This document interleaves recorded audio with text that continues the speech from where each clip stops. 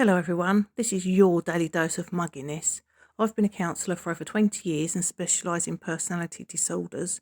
I'll be pointing out red flags and speculating on what personality disorder the OP might be dealing with. Dear Agnes, I'm a 17-year-old female. My half-siblings are toddlers and my older brother who's 19 isn't living with us, and my mum who's 37 has a boyfriend, Ted. My mum and Ted started dating around 6 months ago. I normally wake my siblings up and get them ready for school and drop them off when I go to school.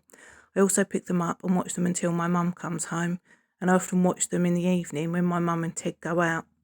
My mum approached me a week ago and told me that Ted was moving in with us and they were expecting me to help take care of his daughter when she was staying with us.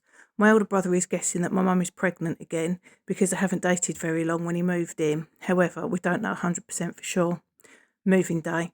Ted's daughter wanted my room. I was kind, but I showed her to the room my mum set up for her. Later on, Ted moved my things to that room and broke the music box my grandma left me when she died, along with several other things. When I approached my mum about it, her reply was, "Well, we all need to make sacrifices." Later, when I was changing my clothes, Ted just barged into my room. No knocking, no nothing. He sort of wanted something else of mine again, and I had to give it to her. I told my mum I feel really uncomfortable about it, but she just blew it off. Finally, I got to the point where I called my dad, who was very upset when he found out that Ted had just barged into my room. It was the final straw for him. He came over and we packed my stuff. My phone and Jeep were given to me by my dad. My older brother came over and watched my siblings until Ted and my mum came home from their date. My brother told me that I'd moved in with our dad. My mum got really muggy. She called me, but my dad had already changed my number. Then she called my dad and asked him when I was coming home. He replied, "She's already home." Then my maternal grandma called my dad and told him I was an idiot for not giving my mum more time to work things out and leaving her with no childcare and no way to get the kids to and from school. Am I the muggy? Should I have given her more time? My reply is, your mum has parentified you. This is abuse. Her young kids, who I'm assuming have a different dad from you and your older brother, are not your responsibility. She's moved in a predator really quickly and dismisses your concerns for your safety.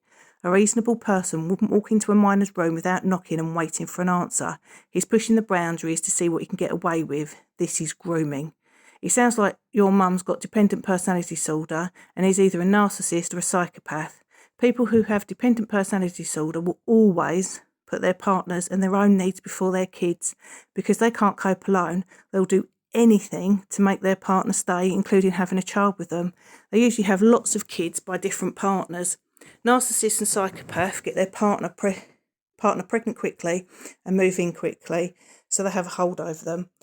I'm sorry your mum is like this, OP, and I'm really glad your dad stepped up. I wish I could say this is uncommon, but it's not. I've had so many clients whose mum has dependent personality disorder and their dad or mum's new boyfriend is a psychopath, narcissist or a paedophile, and the mum has stood by and watched their children be abused. When social services tell a mother they'll take her kids if she doesn't get rid of the abuser, 9 times out of 10 they choose the abuser and let them take her kids. It's heartbreaking.